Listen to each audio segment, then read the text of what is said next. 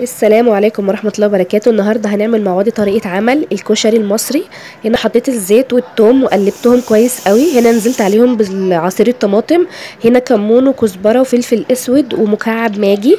هنا البصل كنت حاطه عليه دقيق وملح وسبته شوية عشان لما احمره يطلع مقرمش. هنا بعد ما اتحمر طالع كريسبي قوي وحلو.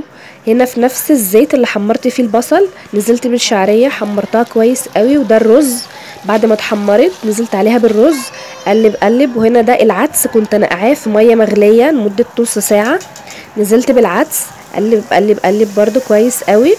هنا الكشري ده انا هعمله كله في حله واحده. هنا نزلت بالمكرونه اللي هي الصغيره، الميه المغليه دي اللي هنزل بيها على الكشري، فكنت حطاها بوريها لكم. هنا بعد ما حمرت قلبت كده المكرونه مع الرز والعدس وكل حاجه. هنا هحط التوابل، الملح والكمون وماجي برضو. وهنا المكرونه الاسباجيتي كنت مكسراها كده هحطها على الوش، دي اخر حاجه انا بحطها على الوش.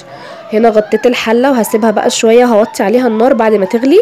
هنا بوريكم، بصوا كل حاجه استوت بجد بجد تحفه، جربوها يعجبكم قوي والله، احسن من بتاع المحلات 100 مره.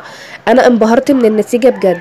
ده الكشري الحله الواحده بيتعمل كله في حله واحده، بجد سريع ومش مش بيعمل لنا مواعين كتير ولا الحاجات دي. هنا بعد ما عملته حطيته كله في الطبق. عايزه اقول لكم بجد والله النتيجه وهم.